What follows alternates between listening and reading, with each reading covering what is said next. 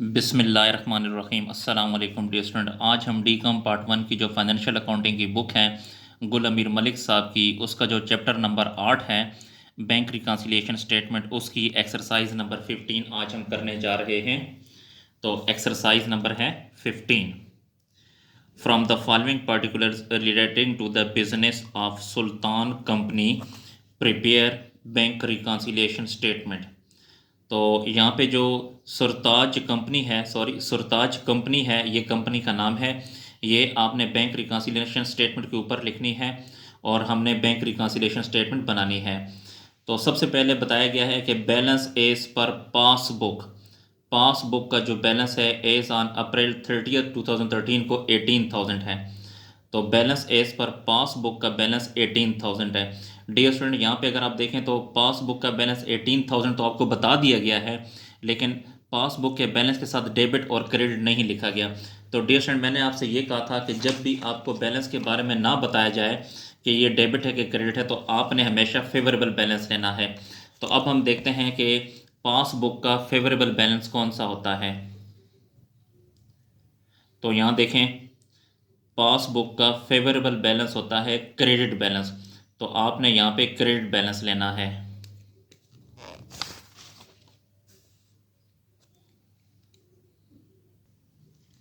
तो exercise number 15 ऊपर लिखेंगे सरताज कंपनी और यहाँ पे बैंक रिकन्सिलिएशन स्टेटमेंट, और जो डेट होगी वो आप यहाँ पे खुद लिख लें, एज ऑन यहाँ पे डेट लिख लें। तो बैलेंस जो है वो पासबुक का है, तो यहाँ पे लिखें बैलेंस एज पर पासबुक। तो इस पासबुक का डेबिट और क्रेडिट नहीं बताया गया, तो पासबुक का जो फेवरेबल बैलेंस होगा वो क्रेडिट बैलेंस होता है। तो यहाँ पे लिखें क्रेडिट 18,000 है, यहाँ पे लिखें 18,000।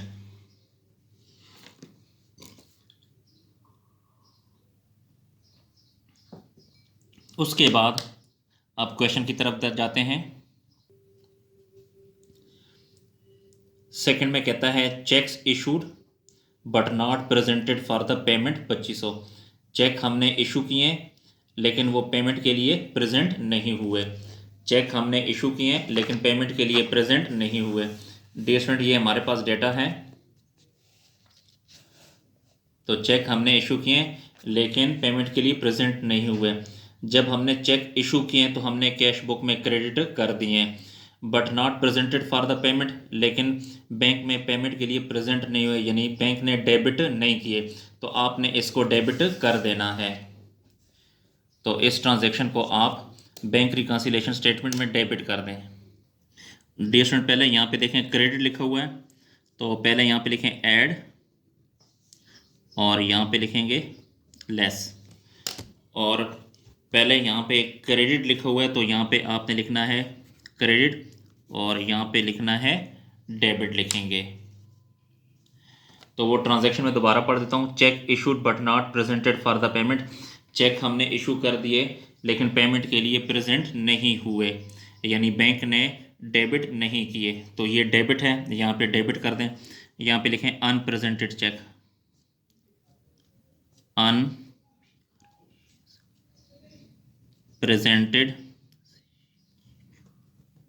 चेक्स। अनप्रेजेंटेड चेक्स हैं 25,000 के, यहाँ पे लिखें 25,000। उसके बाद नेक्स्ट ट्रांजैक्शन है 3 में कहता है credit side of the cash book has been over added. Credit side of the cash book का जो क्रेडिट साइड है, ओवर एडेड का मतलब है ज़्यादा लिखा गया है, यानी क्रेडिट साइड ज़्यादा लिखा गया है, तो कम करने के लिए इसको आप डेबिट कर दें।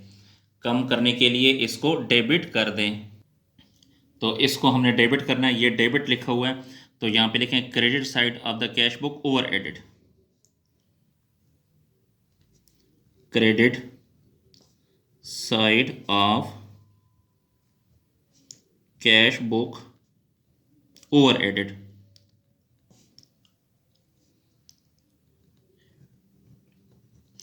कैश बुक का जो क्रेडिट साइड था वो ओवर एडेड था जी। उसके बाद जो नेक्स्ट ट्रांजैक्शन है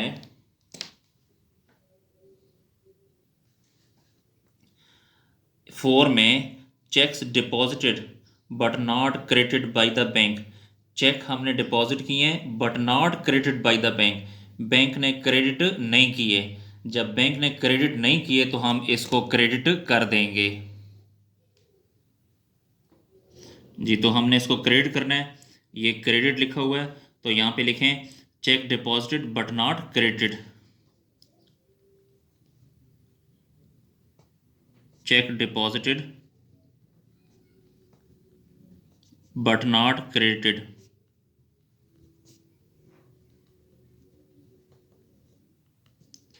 चेक हमने डिपॉजिट किए हैं लेकिन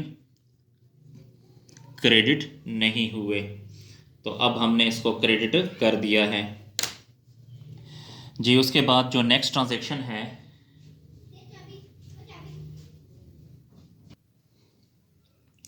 interest credited in the passbook, interest credited in the passbook, passbook में इंटरेस्ट क्रेडिट हो गया है तो आपने इसको डेबिट कर देना है।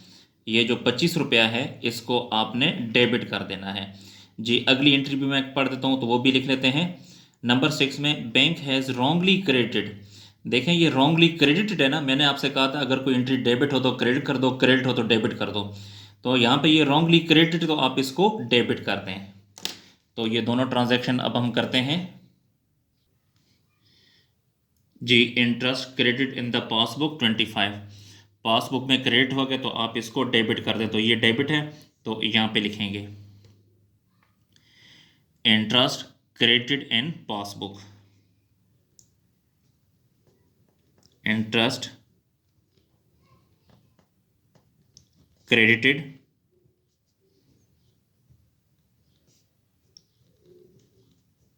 इन पासबुक 25 है तो यहाँ पे लिखेंगे 25। उसके बाद नेक्स्ट ट्रांजैक्शन है bank has wrongly credited relating to any other account 200, ये रॉन्गली क्रेडिटेड है तो आपने इसको डेबिट कर देना है। तो यहाँ ये डेबिट है, यहाँ पे लिखें रॉन्गली क्रेडिटेड इन पासबुक या wrong credit in passbook.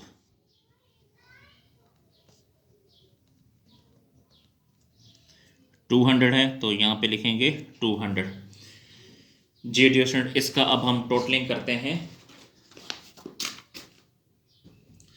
Totalling करने का तरीक़ाकार मैंने आपको बताया भी हुआ है तो दोबारा बता देता हूँ।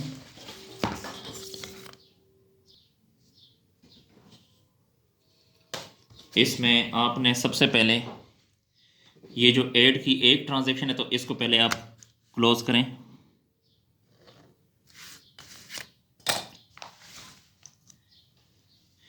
ये जो 1200 है इसको आप यहाँ लिखें।